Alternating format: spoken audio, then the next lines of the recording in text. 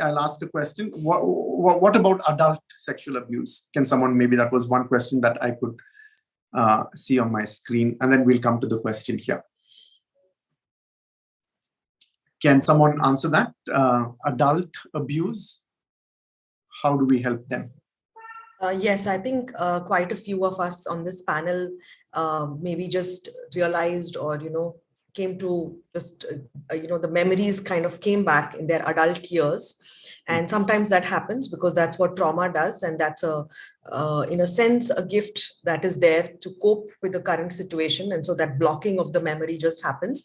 So therapy does help even for adult survivors. It is excellent. And like Pranita said, there is no timeline. So you can't say it's going to take 1 year or 6 months, or there's no timeline. But for the, sometimes a person might come with severe anxiety, or sometimes they may come with depression, or they may come with self-harm. So, through that, you may get to hear the story. There also could be different triggers at different points in life. So they may go through that 1 year of therapy, and maybe when they're getting married, again, there could be different triggers. There could be different triggers which keep coming up as a part of life because of the abuse which have happened. And I would say just go back to a therapist, process it. There are excellent therapies which are available nowadays to address trauma. There is TFCBT, there is EMDR, which helps significantly to reduce the trauma impact. And so these are available today, which probably would not have been available 10, 15 years ago. So definitely make use of it, and you can get back on track. Yeah, thank you. So we have some other questions. Maybe Shamini can ask them. Yeah. So the question is, we live in India, we live in shame culture, so children seldom disclose child sexual abuse or are scared to share. So how does the victimization come to light?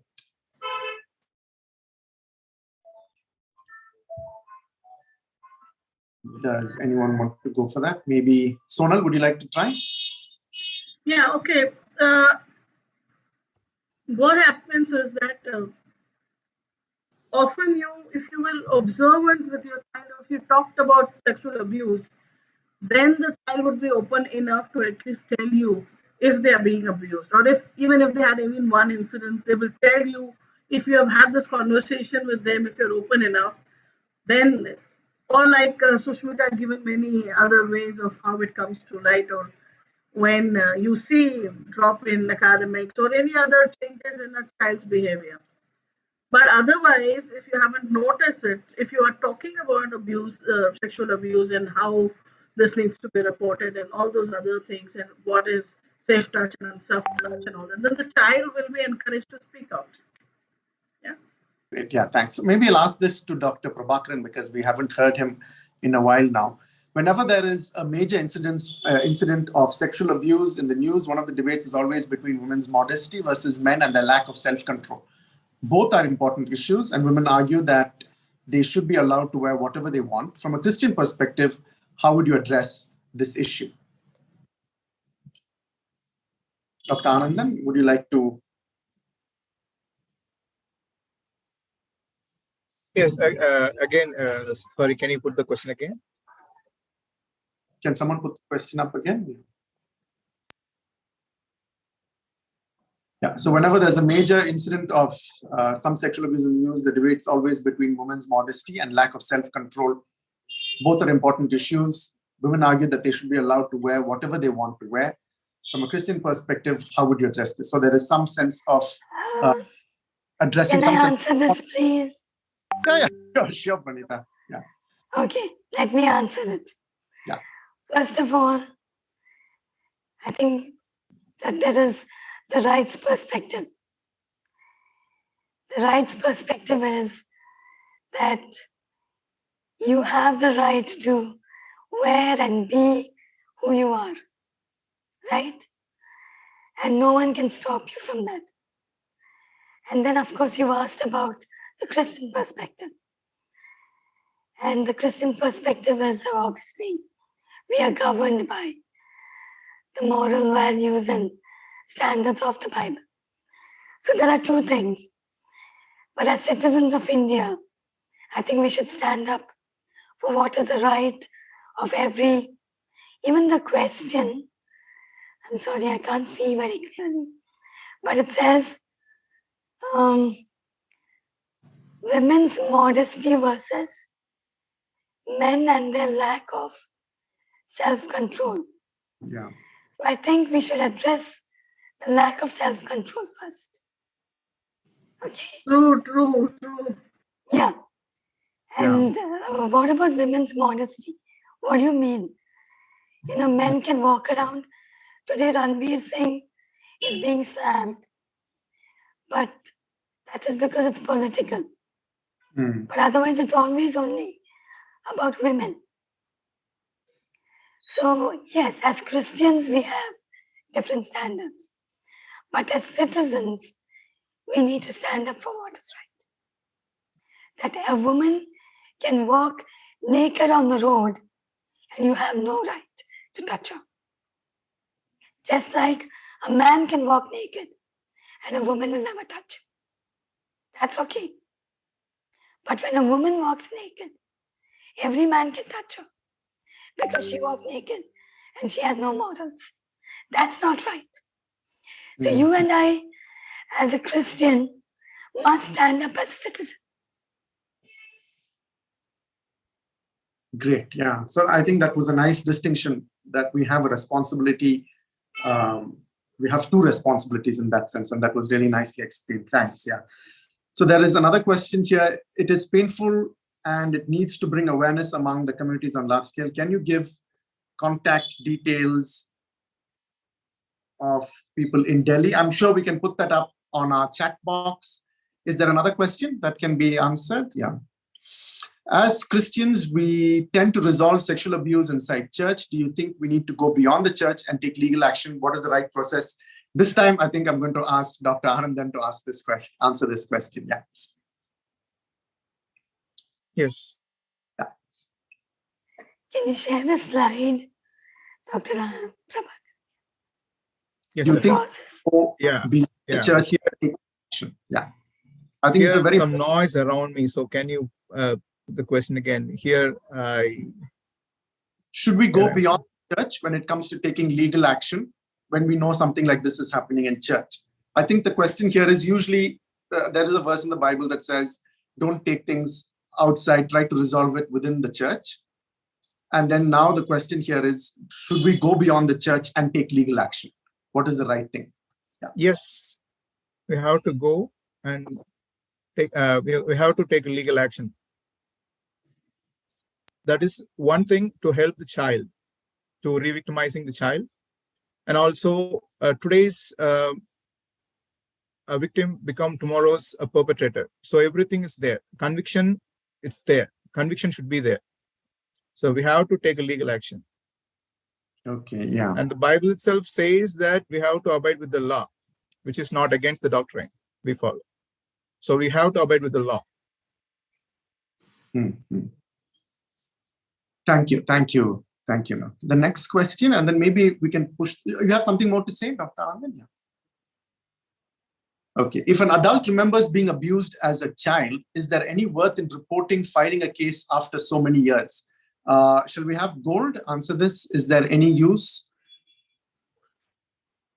Again, I would say legally you need to report, but again, like Pranita was sharing, how much of action the police are going to take. But if it completely depends on the person who's gone through the experience, if they feel the need to report, because that could be also an element of actually them regaining control and feeling the element of freedom.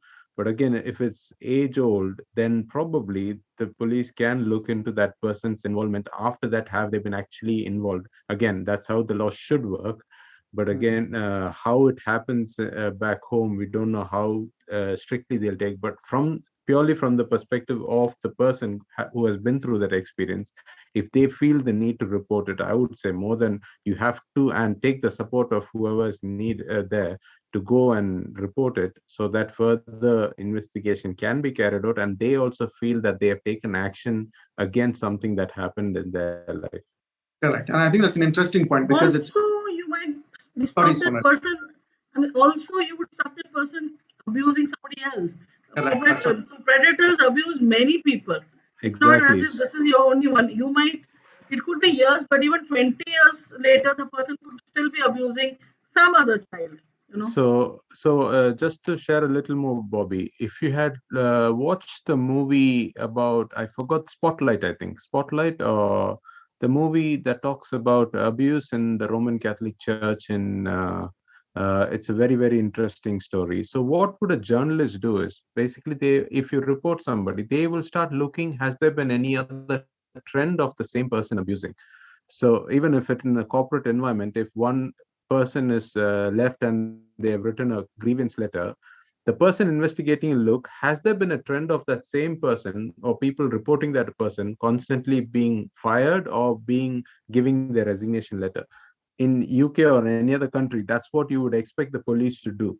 They would investigate, telling, has there been any other trend of people who are waiting to come out? So that could make a huge impact, like Sonal shared. yeah. Thanks for that, for those views.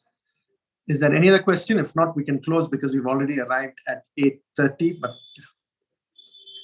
how to make safe touch related conversation relevant to toddlers? Shushmita, would you like to go for that? Yeah. Yes. So there are a lot of good books actually that you get, which are children related books, and where you can talk about safe touch and unsafe touch to children. You can talk about what are their private body parts, who gets to touch their private body parts, what do they do when somebody touches their private body parts. So that is one thing through picture books. Stories are good to share with children.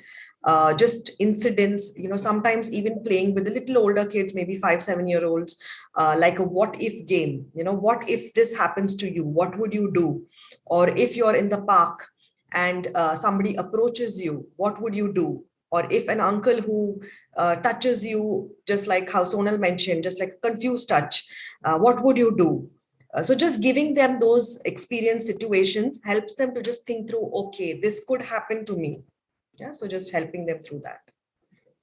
Great, thank you so much. Okay, there's another question here. Can the panelists refer to some useful resources or books to study to equip churches in this area? That's an excellent question.